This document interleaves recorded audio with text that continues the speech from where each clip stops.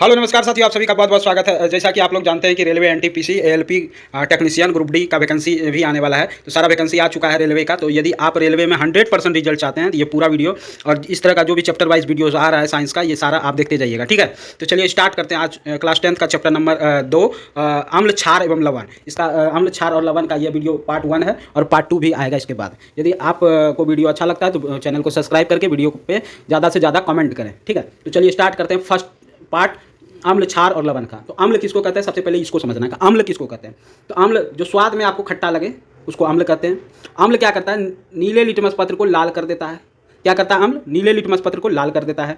अम्ल वे पदार्थ होते हैं जो जलीय विलयन में एक से अधिक H+ आयन उत्सर्जित करता है। जलीय विलयन में एक से अधिक H+ आयन उत्सर्जित करता है। ठीक है, अब देखिए उदाहरण के लिए अम्ल का HCl का नाम लेंगे, hydrochloric acid, HNO3 nitric acid, H2SO4 sulphuric acid, CH3OH acetic acid, CH3OH acetic acid. ये चारों उदाहरण, ये चारों क्या हैं? एसिड हैं। ये एसिड के उदाहरण हैं, अम्ल के उदाहरण हैं। ठीक है, चलिएगा नेक्स्ट में चलते हैं।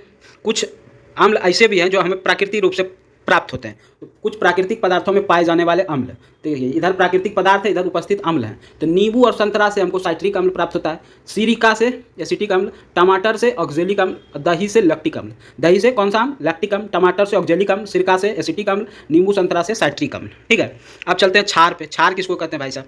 तो क्षार देखिएगा, क्षार क्या है? क्षार स्वाद में कैसा होता है? कड़वा आता है। क्षार स्वाद में कैसा होता है? कड़वा आता है। क्षार लाल लिटमस पत्र को नीला कर देता है। क्या करता है? लाल लिटमस पत्र को नीला करता है। अम्ल क्या करता है?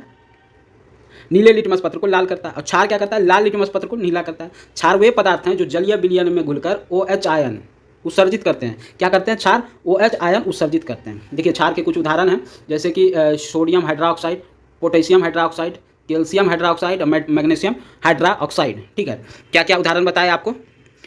Sodium hydroxide NaOH, potassium hydroxide KOH, calcium hydroxide CaOH का whole twice, magnesium hydroxide MgOH का होल ट्वाइस। ठीक है, अब देखिएगा इसमें इंपॉर्टेंट पॉइंट्स जो हैं, पेट की अम्लता को दूर करने के लिए मैग्नीशियम हाइड्रोक्साइड का यूज़ करते हैं। पेट की अम्लता को दूर करने के लिए किसका? मैग्नीशियम हाइड्रोक्साइड का यूज़ करते हैं। और यदि मिट्टी की अम्लता को दूर करना है तो उसके लिए कैल्शियम हाइड्रोक्साइड का उपयोग करते हैं। मिट्टी की अम्लता यदि दूर करना है तो उसके लिए कैल्शियम हाइड्रोक्साइड का प्रयोग करते हैं। ठीक है, उपयोग करते हैं। नेक्स्ट चलते हैं। आप कहता है सूचक किसको कहते हैं? तो सूचक समझिएगा, सूचक किसको कहते हैं? तो सूचक मतलब ऐसा पदार्थ जो विलयन में अम्ल एवं क्षार की उपस्थिति में रंग परिवर्तन द्वारा या गंध परिवर्तन के द्वारा सूचित करते हैं, उसी को सूचक कहते हैं। फिर से समझिएगा, ऐसा पदार्थ जो विलयन में अम्ल एवं क्षार की उपस्थिति को, कोई भी विलयन है आपके पास, कोई भी विलयन है, इस विलयन में अम्ल है या क्षार है, इसकी उपस्थिति को रंग परिवर्तन या गंध परिवर्तन के द्वारा सूचित करता है। किसके द्वारा? रंग परिवर्तन या गंध परिवर्तन के द्वारा सूचित करता है, उसी को क्या कहते हैं? सूचक कहते हैं।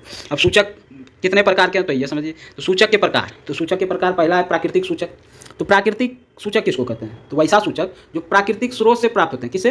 प्राकृतिक स्रोत से प्राप्त होते हैं, उसे प्राकृतिक सूचक कहते हैं। प्राकृतिक सूचक किसको कहते हैं? वैसा सूचक जो प्राकृतिक स्रोत से प्राप्त होते हैं उसको प्राकृतिक सूचक कहते हैं। उदाहरण के रूप में आपके पास है लिटमस, हल्दी आप अपने किचन में भी देखे होंगे, पत्ता गोभी, पेटूनिया, जेरानियम, ये सभी क्या है? प्राकृतिक सूचक हैं। क्या है? प्राकृतिक सूचक। अब देखिएगा कुछ इंपॉर्टेंट पॉइंट्स हैं यहाँ पे। लिटमस विलियन जो होता है वो बैंगनी रंग का रंजक होता है। लिटमस विलियन किस रंग का रंजक होता है? बैंगनी रंग का, जो थैलोफाइटा समूह के लीचेन पौधे से प्राप्त किया जाता है। लिटमस विलियन जो होता है वो बैंगनी रंग का रंजक होता है, जो थैलोफाइटा समूह ये लीचेन पौधे से प्राप्त होता है। ठीक है, इसको याद रखिएगा। नेक्स्ट चलते हैं। संश्लेषित सूचक किसको कहते हैं? संश्लेषित, वहाँ प्राकृतिक सूचक के बारे में हमने जाना, यहाँ पे जानेंगे संश्लेषित सूचक किसको कहते हैं। तो वैसा सूचक जिसको रासायनिक रूप से तैयार किया जाता है प्रयोगशाला में, उसको क्या कहते हैं? संश्लेषित सूचक। इसके भी उदाहरण है मिथाइल ऑरेंज, फिनोप्थिलीन, ये सब किसके उदाहरण है? संश्लेषित सूचक के। ठीक है, फिनोप्थिलीन, मिथाइल ऑरेंज संश्लेषित सूचक के उदाहरण है। प्राकृतिक सूचक के उदाहरण आप याद रखे होंगे क्या क्या? तो आपके पास लिटमस, हल्दी, पत्ता गोभी, पेटूनिया, जेरानियम, ये सभी क्या हैं? प्राकृतिक सूचक के। और संश्लेषित सूचक के मिथाइल ऑरेंज, फिनोप्थिलीन, ये सब याद रखिएगा। ठीक है, उसके बाद चलते हैं गंधीय सूचक। जो आपको ऐसा सूचक, जो ऐसा पदार्थ जिसकी गंध अम्ल या क्षारीय माध्यम में बदल जाती है, जिसका गंध जो होता है ना अम्लीय माध्यम में या क्षारीय माध्यम में बदल जाती है, उसको क्या कहते हैं? गंधीय सूचक कहते हैं। जिसमें ऑप्शन उदाहरण के रूप में आपके पास प्याज है, वेनिला है, ये सभी क्या हैं? गंधीय सूचक हैं। चलिए नेक्स्ट पार्ट में अब चलते हैं। अम्ल के कुछ गुणधर्म हैं। तो अम्ल के गुणधर्म और क्षार के भी गुणधर्म हैं, इसको जानेंगे। अम्ल के क्या गुण हैं? अम्ल जो होता है ना स्वाद में खट्टा होता है, क्या कैसा होता है, स्वाद में खट्टा होता है। ये जल में घुलकर H+ आयन देता है, ये जल में घुलकर क्या करता है, H+ आयन देता है। यह नीले लिटमस पत्र को लाल कर देता है, नीला लिटमस पत्र को लाल कर देता है। अम्ल नीला लिटमस पत्र को लाल कर देता है। याद रखिएगा अनिल, क्या अनिल, अम्ल जो होता है नीले लिटमस पत्र को लाल कर देता है। क्या करता है, अम्ल जो होता है वो नीले लिटमस पत्र को लाल कर देता है, इसको ध्यान में रखिएगा। आइए नेक्स्ट देखिएगा, इसका जलीय विलयन विद्युत का चालन करता है। अम्ल का जो जलीय विलयन होगा वो क्या होगा, विद्युत का चालन करेगा, ठीक है। अम्ल का जलीय विलयन जो होता है वो विद्युत का चालन करता है। नेक्स्ट चलते हैं, क्षार के गुणधर्म। क्षार के गुणधर्म देखिएगा क्या कहता है, ये स्वाद में कैसा होता है, कड़वा होता है। क्षार स्वाद में कैसा होता है, कड़वा होता है। ये जल में घुलकर कौन सा आयन देता है, OH- आयन देता है, OH- आयन देता है। उसके बाद क्षार जो होता है ना वो लाल लिटमस पत्र को नीला कर देता है। क्या करता है, लाल लिटमस पत्र को नीला कर देता है। याद रखिएगा, लाल लिटमस पत्र को नीला कर देता है। ये छूने पर साबुन जैसा लगता है, ये छूने पर कैसा लगता है, साबुन जैसा। वीडियो आपको अच्छा लग रहा होगा तो चैनल को सब्सक्राइब करके शेयर जरूर कीजिएगा। आप अपने व्हाट्सअप स्टेटस पे भी लगा सकते हैं, ठीक है, जो कि आपके साथी भी देख के फ़ायदा ले सके, क्योंकि ऐसा कंटेंट आपको फिर कहीं नहीं मिलेगा, किसी चैनल पर नहीं मिलेगा, सिर्फ और सिर्फ मेरे चैनल पर ही मिलेगा, और किसी भी चैनल पे आपको ऐसा कंटेंट देखने को नहीं मिलेगा। नेक्स्ट चलते हैं, अम्ल की धातुओं के साथ अभिक्रिया, ठीक है। यदि अम्ल धातु के साथ अभिक्रिया करता है तो क्या होगा, यदि अम्ल धातु के साथ अभिक्रिया करेगा तो धात्विक लवण और हाइड्रोजन गैस देगा, उत्सर्जित करेगा। क्या होगा, धात्विक लवण और हाइड्रोजन गैस उत्सर्जित करेगा। चलिए इसका डेफिनेशन, जब अम्ल धातु से क्रिया करता है, जब अम्ल धातु से क्रिया करता है तो हाइड्रोजन गैस उत्सर्जित करता है। क्या करता है, हाइड्रोजन गैस उत्सर्जित करता है। इस लाइन को याद रखिएगा, जब अम्ल धातु से अभिक्रिया करता है तो हाइड्रोजन गैस उत्सर्जित करता है। देखिए भाई, आपके पास एक धातु है जिंक, उदाहरण में आपके पास एक धातु है क्या, जिंक, उसको अम्ल के साथ अभिक्रिया करेगा, H2SO4 सल्फ्यूरिक एसिड बताए, अम्ल के साथ अभिक्रिया किए, यहाँ पे आपका हाइड्रोजन गैस उत्सर्जित किया। क्या किया, हाइड्रोजन गैस उत्सर्जित किया, और यहाँ पे आपका लवण क्या बन गया, zinc sulphate, ZnSO4, zinc sulphate, ठीक है। ये उदाहरण समझ में आ गया होगा। नेक्स्ट उदाहरण पे चलते हैं। नेक्स्ट उदाहरण है, यदि आपके पास एक धातु है, धातु क्या है, लोहा, लोहा है Fe, ये अम्ल HCl हाइड्रोक्लोरिक एसिड, जानते हैं HCl हाइड्रोक्लोरिक एसिड, जब धातु के साथ अम्ल अभिक्रिया किया तो आपको हाइड्रोजन गैस उत्सर्जित हुआ। क्या हुआ, हाइड्रोजन गैस उत्सर्जित हुआ, और साथ में लवण बनाया फेरस क्लोराइड। क्या बनाया, फेरस क्लोराइड। तो समझ में आ गया होगा ये, ठीक है। नेक्स्ट चलते हैं, एकदम अच्छे से समझाएंगे एक एक लाइन, ठीक है।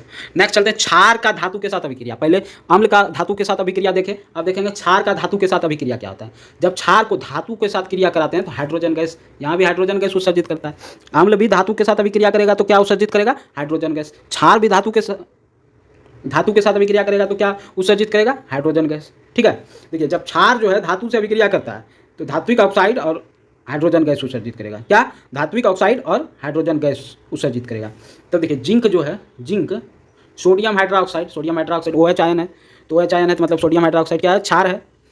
जब अभिक्रिया करता है तो sodium zincate Na2ZnO2 plus hydrogen gas उत्सर्जित करेगा। क्या करेगा, हाइड्रोजन गैस उत्सर्जित करेगा। उसी प्रकार यदि एल्युमिनियम क्या है, धातु है, ये क्षार से अभिक्रिया किया, NaOH सोडियम हाइड्रोक्साइड क्या है, क्षार है।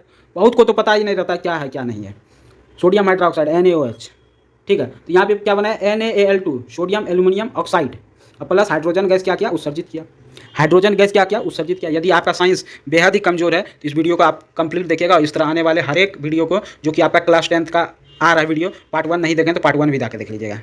रासायनिक अभिक्रिया एवं समीकरण, वो कंप्लीट चैप्टर आपको दिख जाएगा चैनल पे, ठीक है। अब चलते हैं, धात्विक कार्बोनेट की अम्ल के साथ अभिक्रिया।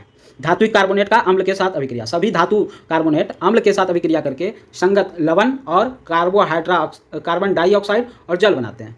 क्या करता है, सभी धात्विक कार्बोनेट, जो भी धात्विक कार्बोनेट होगा, अम्ल के साथ अभिक्रिया करके क्या बनाएगा, लवण, कार्बन डाइऑक्साइड और जल।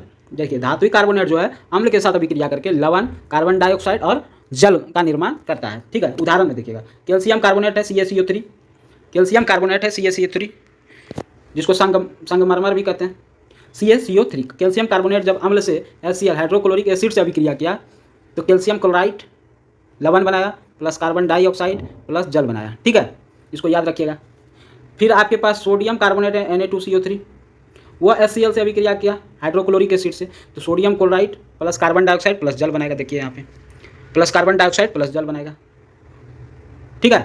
तो समझ में आ गया कि सभी धातु कार्बोनेट अम्ल से अभिक्रिया करने पर लवण क्या बनाता है, लवण, कार्बन डाइऑक्साइड और जल बनाता है, ठीक है। चलिएगा नेक्स्ट पे चलते हैं, धातु हाइड्रोजन कार्बोनेट। सभी धातु कार्बोनेट एवं हाइड्रोजन कार्बोनेट अम्ल के साथ अभिक्रिया करके लवण, कार्बन डाइऑक्साइड और जल बनाते हैं। क्या बनाते हैं? लवण, कार्बन डाइऑक्साइड और जल बनाते हैं। देखिए, धातु हाइड्रोजन कार्बोनेट जब अम्ल से अभिक्रिया करेगा तो लवण, कार्बन डाइऑक्साइड और जल बनाएगा। ठीक है, देखिए NaHCO3 जब H2SO4 से अभिक्रिया किया तो Na2SO4 plus carbon dioxide plus जल। NaHCO3 जब HCl से अभिक्रिया किया, हाइड्रोक्लोरिक एसिड, H2SO4 का सल्फ्यूरिक एसिड, तो यहाँ NaCl नमक, कार्बन डाइऑक्साइड प्लस H2O बनाया। तो याद रखिएगा, सभी धातु हाइड्रोजन कार्बोनेट अम्ल के साथ अभिक्रिया करके लवण, कार्बन डाइऑक्साइड और जल बनाते हैं। क्या बनाते हैं? लवण, कार्बन डाइऑक्साइड और जल बनाते हैं। समझ में आ रहा होगा? यदि समझ में आ रहा हो तो ज़्यादा से ज़्यादा आप अपने साथियों के बीच शेयर करेंगे। ठीक है, नेक्स्ट चलते हैं। उदाहरण, उदासीकरण अभिक्रिया किसको कहते हैं? उदासीकरण अभिक्रिया, जब अम्ल जो होता है ना वो क्षार से अभिक्रिया करता है, अम्ल और क्षार आपस में अभिक्रिया करेगा तो लवण और जल का निर्माण करता है। क्या करता है? लवण और जल का निर्माण करता है। इसी को क्या कहते हैं? उदासीकरण अभिक्रिया कहते हैं। चलिएगा, समझिएगा, अम्ल एवं क्षार परस्पर अभिक्रिया करके लवण और जल बनाते हैं। इस अभिक्रिया को उदासीकरण अभिक्रिया कहते हैं। 2018 ग्रुप डी में ये वाला क्वेश्चन पूछा भी था और सेम टू सेम यही वाला बात दिया था, ये वाला भी बात पूछा था 2018 के ग्रुप डी में। ठीक है, अम्ल जब क्षार से अभिक्रिया करेगा तो लवण और जल का निर्माण करेगा। इसी को क्या कहते हैं? उदासीकरण अभिक्रिया कहते हैं। उदाहरण में देखिए, सोडियम हाइड्रोक्साइड है, क्षारक है। HCl हाइड्रोक्लोरिक एसिड से अभिक्रिया किया तो सोडियम क्लोराइड और जल बना। सोडियम क्लोराइड नमक को कहते हैं। उसी प्रकार दूसरा उदाहरण देखिएगा। दूसरा उदाहरण आपके पास क्या है?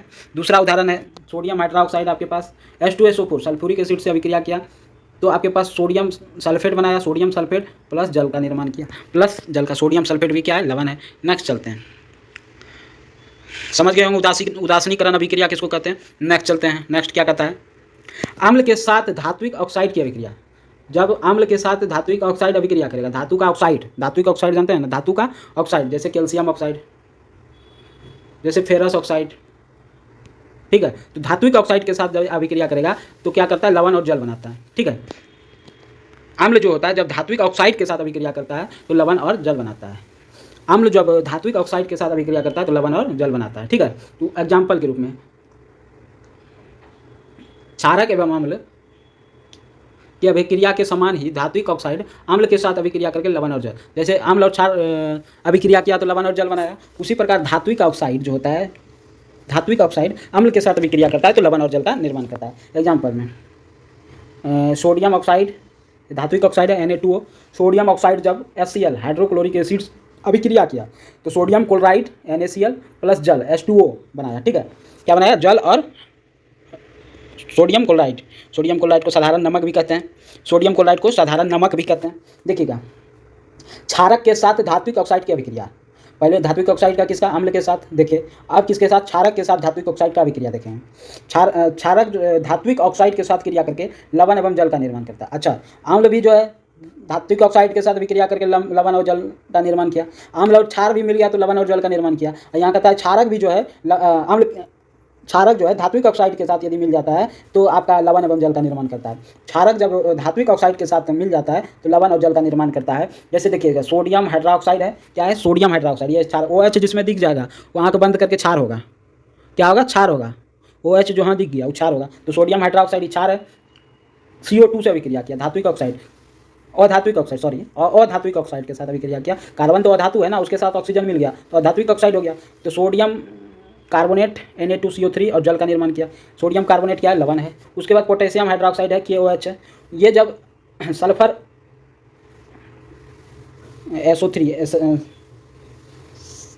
SO3 से अभिक्रिया किया तो पोटेशियम सल्फेट क्या बनाया? Potassium sulphate K2SO4 potassium sulphate लवण है और H2O जल का निर्माण कराया। इसी तरह ये आपका धात्विक अम्ल, क्षार और लवण का पार्ट 1 जो हो गया यहाँ तक कंप्लीट हो गया। पार्ट 1 कंप्लीट हो गया। अब देखते हैं यहाँ पे पार्ट 2 है जो कि नेक्स्ट वीडियो में हम कराएंगे। यदि वीडियो अच्छा लग रहा हो तो चैनल को ज़्यादा से ज़्यादा सब्सक्राइब करेंगे, ज़्यादा से ज़्यादा कमेंट करेंगे, ज़्यादा से ज़्यादा लाइक करेंगे और ज़्यादा से ज़्यादा शेयर भी करेंगे। ठीक है, तो थैंक यू, धन्यवाद। इसी के साथ इस वीडियो को समाप्त करते हैं। आप लोग ज़्यादा से ज़्यादा सपोर्ट कीजिए तो हम आपको पूरा क्लास 10th का पूरा कंप्लीट करा के ही बहुत जल्दी, लगभग हम आपको टाइमिंग देते हैं 30 दिन के अंदर, 30 दिन तो बहुत ज़्यादा हम ले लिए, 30 दिन के अंदर आपका पूरा कंप्लीट रहेगा आपके इसी यूट्यूब चैनल तिलक एजुकेशन पटना पे। ठीक है, 30 दिन बाद आपका पूरा कंप्लीट रहेगा। ठीक है, तो आपका क्लास 10th पूरा कंप्लीट हो जाएगा। तो थैंक यू, धन्यवाद। इसी के साथ इस वीडियो को समाप्त करते हैं। वीडियो को ज़्यादा से ज़्यादा शेयर करेंगे। Thank you.